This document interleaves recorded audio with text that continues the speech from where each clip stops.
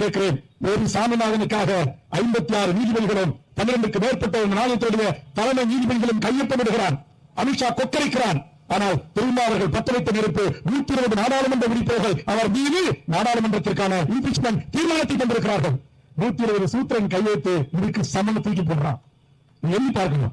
எனக்கு கூட கவலைதான். இங்கே அமர்ந்திருக்கிற பெரும்பான்மையான ஒடுக்கப்பட்ட, தாழ்த்தப்பட்ட, வஞ்சிக்கப்பட்ட இந்த மக்களின் குரலாய் ஒரு சமகாலத்தில் ஒரு மாவட்டத்துடைய முதன்மை நீதிபதி என்ற ஒரு இடதுசாரி சிந்தனை கொண்ட சாதிய சமூகத்தை எதிர்த்து களமாடிய ஐயா பவனுடைய அன்பு மகன் செல்வல் ஒரு வழக்கில், ஒரு எஸ்சி வன்கொடுமை வழக்கில் அவர் ஒரு மிகப்பிற்படுத்தப்பட்ட சமுதாயத்தை சேர்ந்தவர் தான். அவருடைய சமுதாயத்தை சேர்ந்தவர் தான் டிஎஸ்பி. அவருடைய சமுதாயத்தை சேர்ந்தவர் மாவட்டத்துடைய எஸ்பி. எனக்கு சாதி பல்கலைக்கழக எஸ்சி வன்கொடுமை வழக்கை முறையாக இந்த நாட்டில் எங்கேயும் சரியாக நடைமுறைப்படுத்தவில்லை. எனக்கு இருக்கிற அதிகாரத்தை பயன்படுத்தி உட்பிரிவு நாளை பயன்படுத்தி நான் அவரை இமாம் செய்ய வேண்டும் சொல்ல காரணத்திற்காக எல்லா பியூரோகிராசி ஒன்று பிடித்தான். அந்த ஒரு ரூபாய் லஞ்சம் வாங்காமல், சாதிய தன்மையோடு இயங்காமல், நேர்மையாக மனச்சாட்சியோடு தீர்ப்பு எழுதிய அந்த செல்லல் இன்னைக்கு பணியிட நீக்கம் செய்யப்பட்டிருக்கிறான். தமிழ்நாட்டில் இருக்கிற எத்தனையோ தலித் இயக்கங்கள் தலைவர்கள் சாதி ஒழிப்புக்காக களமாடுகிற இந்திய கமிஷன், மார்க்சிஸ்ட் கமிஷனில் கூட இன்னும் அந்த நீதிபதிக்காக ஒரு கருத்து இல்லை.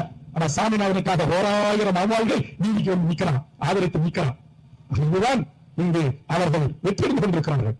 RSS பரிவார கும்பல்கள், இங்க இருக்கிற கவர்னர் போன்றவர்கள், இங்க இருக்கிற பியூரோகிரசி என்ற அதிகார வர்க்கத்தில் இருக்கிற IAS, IPS அதிகாரிகள் போன்றவர்கள் அவன் எதை நினைக்கிறானோ அவன் நினைத்த இந்த மண்ணில் சாதித்துக் கொண்டிருக்கிறான்.